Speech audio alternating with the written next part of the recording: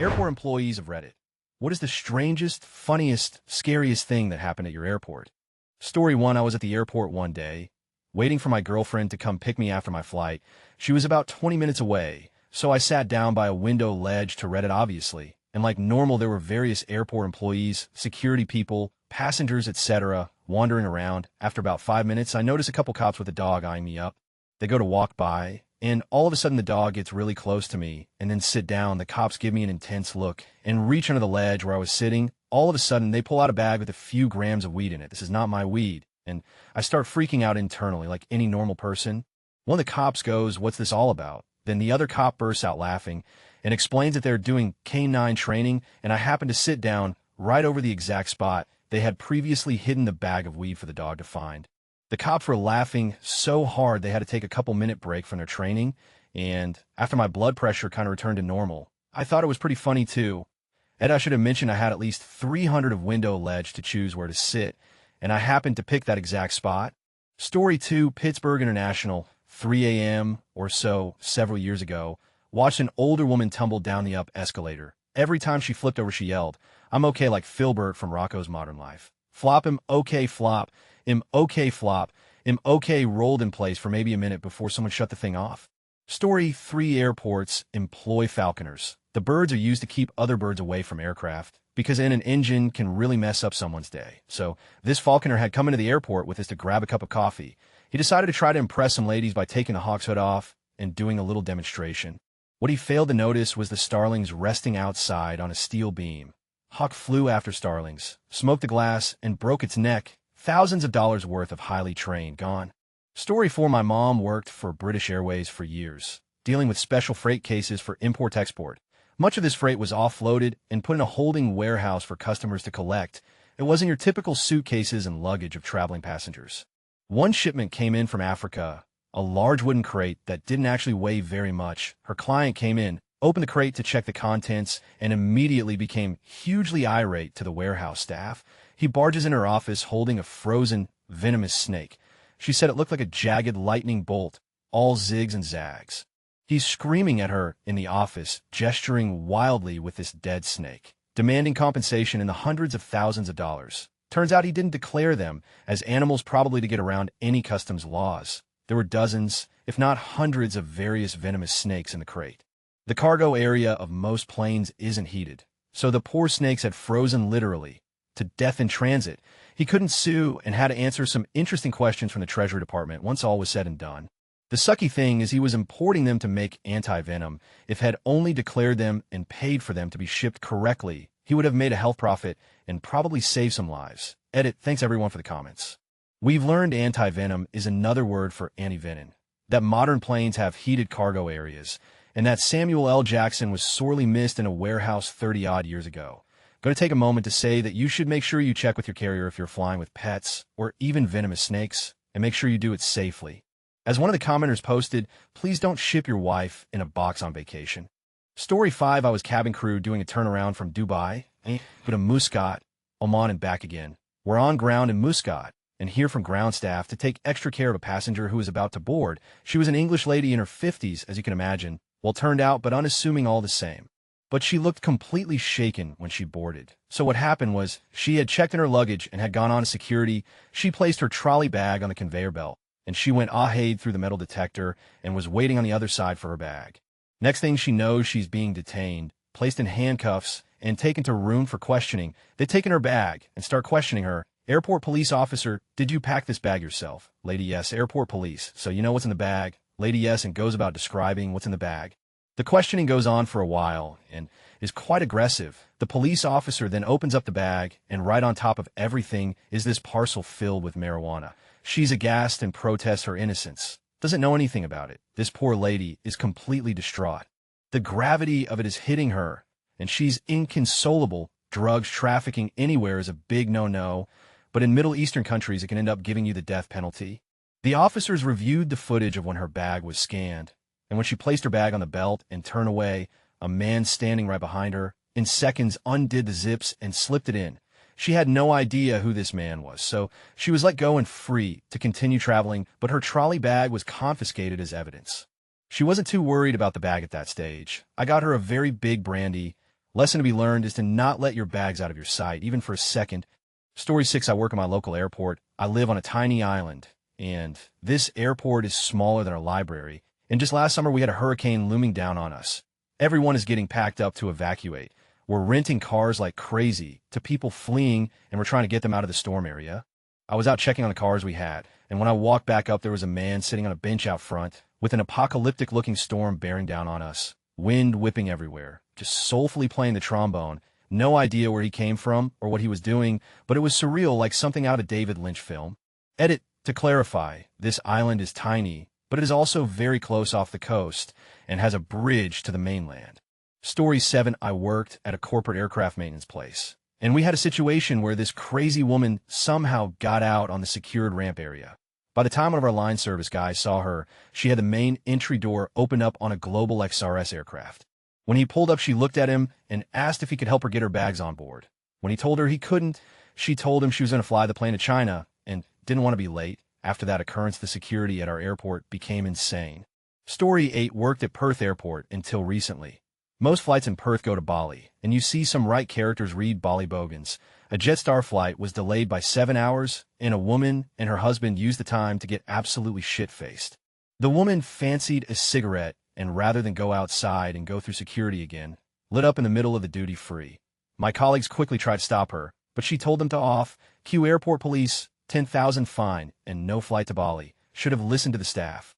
Story 9, my time to shine. Most of the airport work is mundane, but you will get the odd passenger that leaves an impression on you. There was a group of people coming through for a business trip, and their boss had never flown before. One of his employees came in and explained they told him he needed dental records for TSA and wanted us to play along. So the boss comes in and hands me his ID and an X-ray from his dentist to check in for his flight. Try not to laugh. I show it to my coworker, who points at it and says, well, TSA might have an issue with that. Dude's face went white as a sheet until his employees busted up laughing. He got super red in the face and eventually started laughing at himself. Never let it be said that airports are humorless places. Story 10, I used to do cargo for Delta and British Airways. We ship a lot of dead people, a lot of animals too. They actually sent me to law to go to a class entirely on animal handling. There's regulations and procedures for everything all the way up to elephants and whales, and weirdest thing we ever got to actually ship was an alligator of some sort. Story 11 wasn't funny in any way, but this guy had to bring the ugliest dog I have ever seen to the airport and send it to his ex-wife so that she could put it down. She hated him and the dog, but she had a better lawyer. Guy was a big, burly dude fighting back tears the whole time and asked if he could take him out to play with him in the grass one more time. Story 12, not me. But my father was regional manager of one of the rental car companies at the airport, and on 911, when all flights were grounded, everyone needed rental cars, and it was havoc. My father said the phone rang, and he almost didn't answer because he was so busy. Turns out it was the company CEO and ordered him to hand out keys free. No cost, no documentation, as the situation was severe, and all other major rental companies followed suit. Not necessarily strange, funny, or scary, but it is one of the few stories he told me about the job as a kid that I always remember. Story 13, I used to work for TSA and intercepted a human trafficking situation. There was a guy and a lady and a little boy, but the lady wasn't allowed to speak. The little boy looked scared but didn't say anything. He wouldn't even look at me. So it freaked me out. I told my supervisor, and she called the airport PD. As soon as he saw me go talk to my supervisor, he looked sort of agitated. He sent the lady and the little boy down the terminal, and he was trying to grab all of their things to go meet them. The police showed up and asked me for a description. Since the airport wasn't big, he found them and brought them back to the checkpoint. As they got closer to the checkpoint, he tried to send the lady to the exit instead of having her come back to the checkpoint. Eventually, the police was able to separate the man from the lady and the little boy. She told them everything. They walked the man out in cuffs. I didn't get to see what happened to her because my shift was ending. But when I grabbed my stuff from the back, we made eye contact, and she nodded at me. I took that as a thank you. It was a scary situation, but I'd do it again any day. There's no telling what would have happened to that lady and little boy if I didn't follow my instincts. Edit, firstly, thank you for the gold kind stranger. Second, I did not expect this to blow up like this. This happened at RIC about 6 years ago. I kind of hope the lady that was involved sees this and knows I think about her often. Story 14, last year, I was working as a contractor in the planning department of a large commercial airport. This airport has a park between the runways that people go to sit and watch planes. I decided to take my 2 young boys out there one evening because they like to watch the planes take off and land. It starts to get dark, and I see a lady stand up and put her arms up and start making a howling sound. At first, I didn't know what she was doing or where the sound was coming from. I hear it again and realize it's her, and she might be a little crazy. This continues for a few minutes, and I decide to leave. Meanwhile, she's still standing there, arms up, howling at the planes taking off. A week or so later, I had to ride around the airport with an operations guy, and I tell him about my trip to the park and what happened. He says, was there a Lufthansa Airbus leaving while she was doing that? I tell him, yeah, there was. He proceeds to tell me that she's pretty well known around there. According to him, she believes that she died on a Lufthansa flight in a previous life and has been reincarnated into her current body. She thinks her soul is still connected to the flight somehow. She goes there to pray over the same Lufthansa flight every time it departs.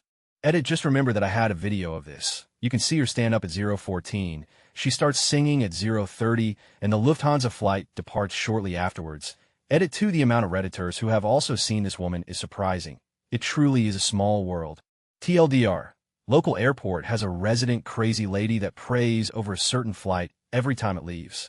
Story 15, not me, but a guy I once met. He works at the counter for a big local airline. There was a lady about mid to late 50s about to board with 4 big suitcases. This was a time when you normally could bring up to 2 suitcases or 23 kilograms. He notices this and tell the lady she would have to pay for the extra 2 suitcases. The lady nonchalantly says, "Oh, my husband is carrying those." He asks about her husband, and again, completely relaxed, and in a natural voice, she points at the plane and answers that's him in the coffin. After that, he apologizes and let the lady board. Edit, a little bit of clarification. Edit 2 7K upvotes. Story 16, I used to periodically work security to supplement my income. In 2002, I'm assigned, for the first time, to Spirit Airlines repair facility at Meacham International Airport in Fort Worth, Texas. One day, I'm sitting in the guard shack with a coworker, reading a book, when a number of Fort Worth Police Department vehicles swarm the parking lot. SWAT officers, accompanied by an impressive number of federal officers, lock the place down at gunpoint. My coworker and I get dragged out of the guard shack, and yes, I do mean dragged, and held by law enforcement at gunpoint while they secured the facility. It turns out that Spirit hadn't been doing proper background checks on the mechanics, and a number of them were in the country illegally, using falsified documents. Many were suspected of having ties to extremist groups on the Philippines. The scuttlebutt around the office is that a C-level executive for Spirit had flown them in privately to cut payroll costs. But this was never confirmed. As if that wasn't bad enough, my coworker and I were reprimanded for not calling our supervisory staff as soon as the raid occurred, while we were being held at gunpoint. And for the doubters, edit holy, apparently it's my cake day. Story 17, my parents worked in airports and told me this story that happened sometime in the late 70s. They notice a patch of purple on the marble floor near the check-in queue. Thinking someone has spilt their red wine on the floor, a cleaner comes over and clears it up. About half an hour later, there's another pool of purple.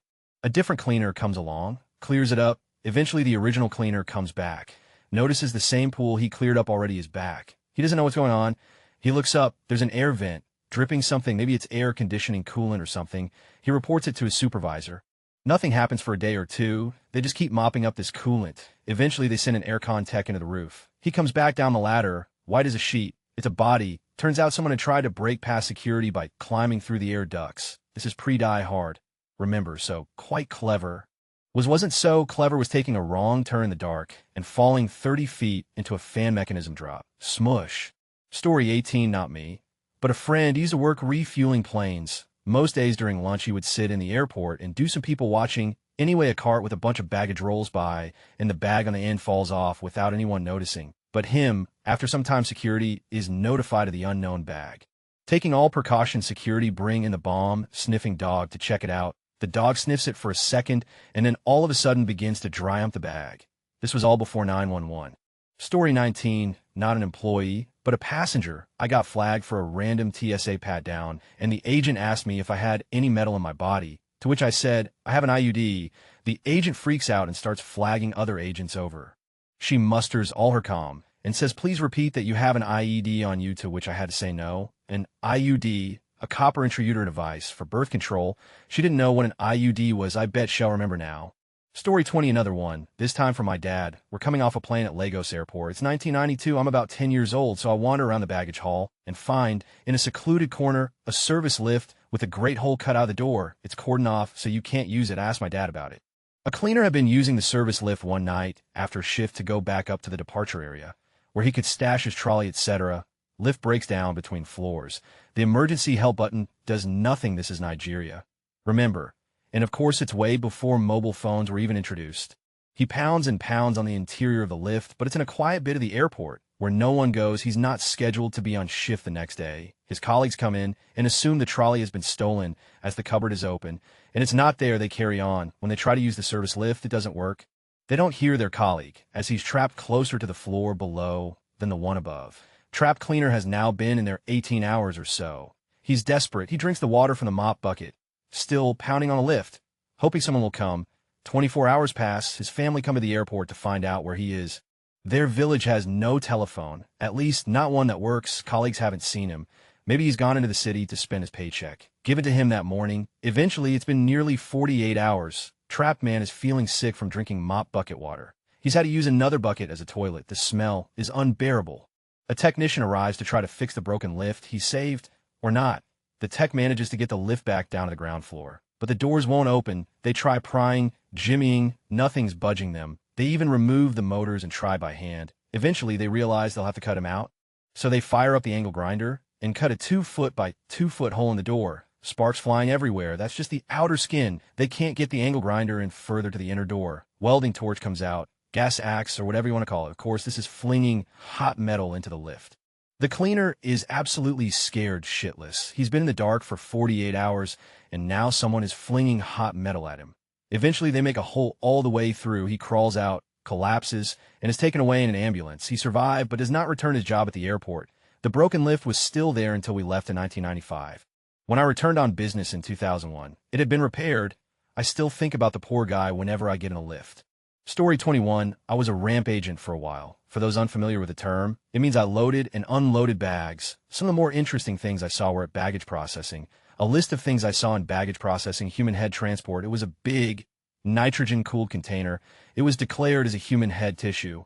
Human eyeballs, human genitals, human skin for skin grafts. I suppose deceased person lab research. That's a big medical college. Is one town over horse semen Midwestern Airport. So, I saw it a lot. Bulls, semen, humans, semen, snakes, doggos, and cages. I always try to calm them down. Please don't fly with your dogs if you can avoid it. It's a terrifying experience for them.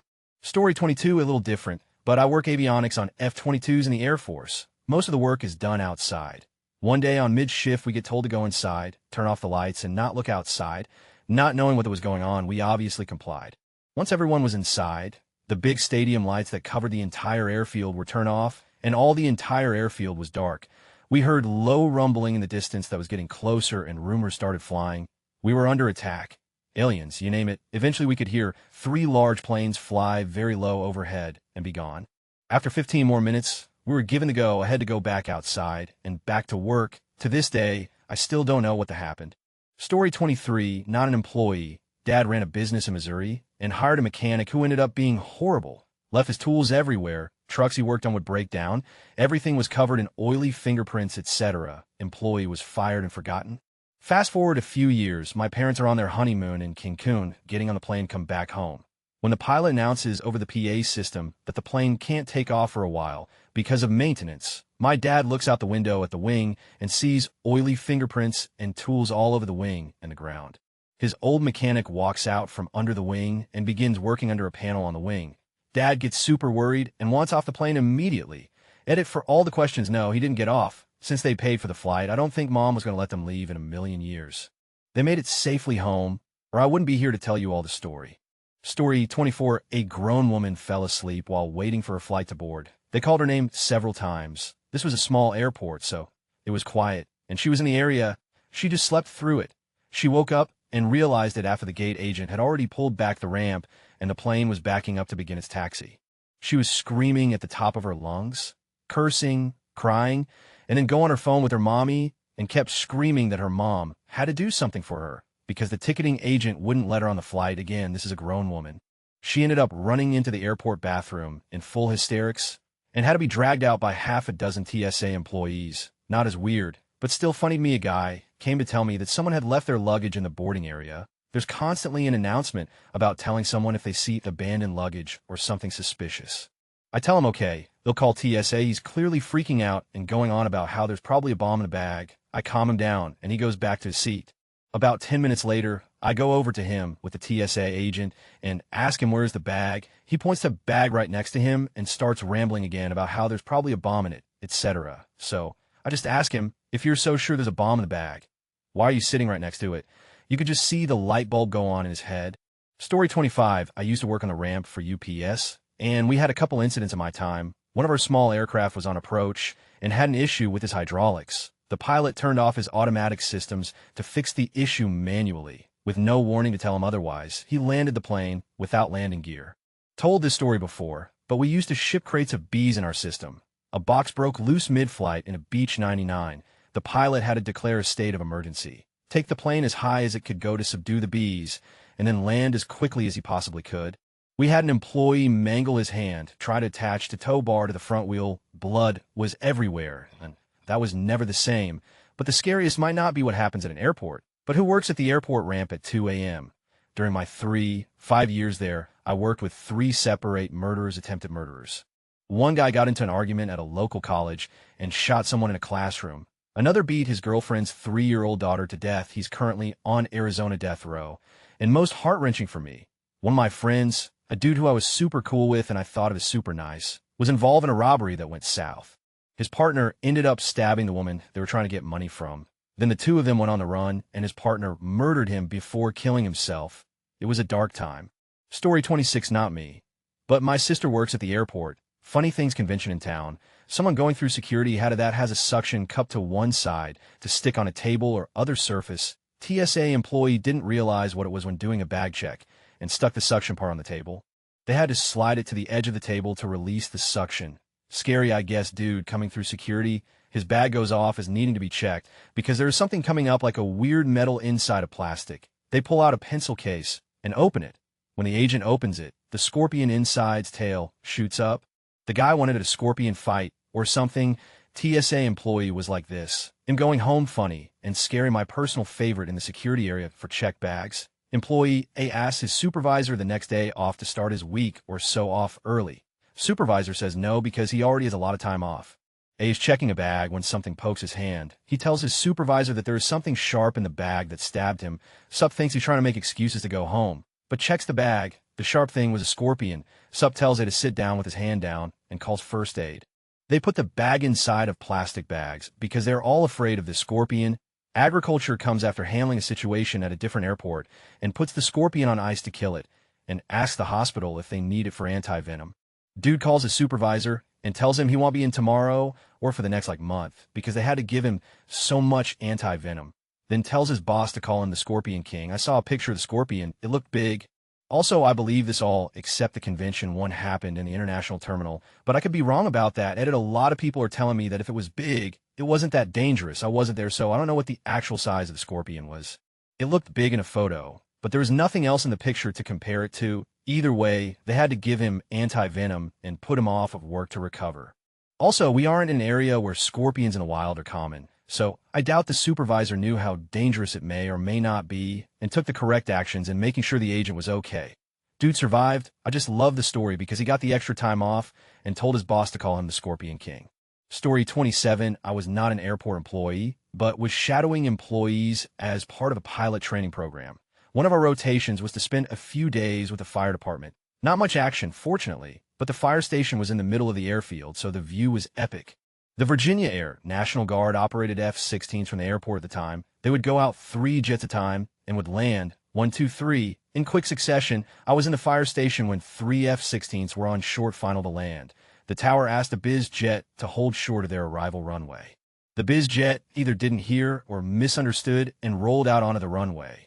The tower told the F-16s to go around. The lead jet banked a hard left, followed by the number 2 jet, but number 3 kept coming, gear down, landing light on. The tower called to the number 3 jet to go around.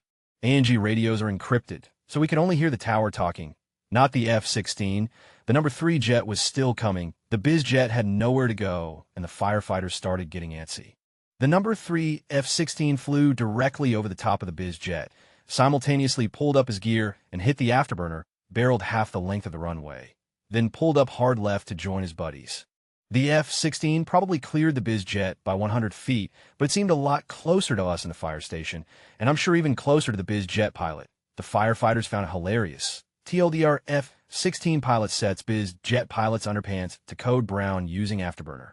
Story 28 worked at a tiny little airport with puddle hopper planes. Plane landed on a really windy day in the winter, so there was still some ice on the ground. I went out to flag the plane in and watched incredulously as the wind blew the entire plane sideways toward the ditch next to the taxiway. The pilot had to do some serious engine revving to keep the plane from going into the ditch. Kind of funny and a little scary. Luckily, no one was passengers were on board. Edit, because you're retentive. Edit 2, quick clarification that they landed fine because the wind was parallel with the runway. However, the taxiway they were attempting to go down was perpendicular to the wind, 60 to 70 miles per hour wind, some residual ice on the taxiway. No bueno. Tail of the plane was taking the brunt of the wind and trying to drag the rest of the plane in the ditch. Kind of looked like someone had an invisible rope attached to the tail and was trying to drag it into the ditch with a tractor or something. It was crazy. Story 29, I work the cargo ramp. We're at the very edge of the main runway, and there's a marshy area about 200 feet from the end of the runway. One day we saw a pickup roll out on the service road near the marsh, and hear several shotgun blasts. A couple minutes later, the airport guys in the truck roll up and ask if anyone wants some free geese. One of our crew took 2 dead geese home and smoked them for us. Delicious, apparently. The geese were just coming right back to that spot if they were forcibly relocated, so they had to be permanently removed. Story 30, a school friend's father worked on passport control at Gatwick in the mid-'80s. In those days, passports were often handwritten and had spaces for things like distinguishing features. One day, a young woman presented her passport to him, and he opened it and compared the photo, and then paused before saying this is a bit unusual. He showed her the open passport, which read in part distinguishing features. She exclaimed, "My brother, he'll kill him." Not scary, but I worked at a little bookstore in Orlando International MCO about a decade ago. We sold only books and book-related items, placekeepers, reading glasses, book lights, etc. Because there was an actual newsstand a little ways across the terminal that we didn't bother competing with. One day, a very tall, angular, and frankly intimidating bald man came rushing up to the counter and straight up yelled into my bewildered face, "Where are your newspapers?" I stuttered out my canned apology and pointed across the way to the other shop. He growled and hauled in that direction without a word. Another customer who had heard the shout approached me, exclaiming, "Don't you know who that was?" I did not. It was a fellow called James Carville, a well-known political commentator and media personality. I once had a coffee with a fully costumed and very convincing Abraham Lincoln at the Starbucks next to her shop. I also had a pleasant, if somewhat morbid in light of her profession, run-in with Dr.G. Jan Gravaglia. The worst near miss, though, my best friend worked in the same store and was working a shift while I had my day off. I came back the next day to an amazing gift from her. James Earl Jones had graced our little shop and signed a few of the Star Wars pop-up books we had in stock. My best friend hadn't recognized him at all and wasn't even familiar with his career until our manager approached him. She was shocked that Head voiced Vader and gushed to me about getting to meet Simba's dad, Sai. Story 31, obligatory, not an airport employee. This happened in Manila, which had the notorious distinction of having the worst airport in the world for several years in a row. While we were waiting for our baggage, the conveyor belt stalled. Instead of calling a technician to fix the belt, the idiots running the belt tried to jump-start it, and instead sent a section of the rubber parts of the conveyor flying. Luckily, no one was hurt. It did cause a big scene, though, and took about an hour for the conveyor to start working again. Now you're asking, couldn't they just reassign you to another baggage claim? Nope. Remember, this is the Manila airport we're talking about. We don't go the extra mile for our travelers, no sir. But that wasn't the best part of the whole experience. After waiting for what seemed like an eternity, people were already getting their bags and whatnot. A particular box comes out of the magic butthole of the conveyor, and an excited passenger reaches for it. Happy as he is that the box, clearly labeled fragile, survived intact. He goes and grabs it from the conveyor. Said contents of the box, which looked like fine china, promptly come crashing onto the conveyor and surrounding floor, which causes another delay in the baggage while the airport employees clean up the mess. The man, clearly exasperated, just can't help but laugh at how shitty his day was going. Good for him. Edit, I remember another incident. While checking into our flight, a certain airport employee was offering people to skip the lines in exchange for some money. Some Korean lady actually took him on that offer. I would have tried to ward her, but she just bolted right with the guy. Story 32, not an airport employee, but my dad is, I'm sure he's got many stories, but my favorite is one I also experienced. We're in the TSA line as a family, on our way to visit family across the country. The line is its regular slow self, but we're nearing the point where we have to take off our shoes and belts and whatnot. Suddenly, there's a commotion in front of us, where people pick us their bags after scanning. A woman has packed the following things in her carry-on and is refusing to hear TSA when they tell her she can't take them on: a full-size Costco double pack of peanut butter, a toaster the kind that flings your toast in the air, a blender with blade. I'm sure there were other things too, but I have never forgotten those 3 things being slowly pulled out of her bag.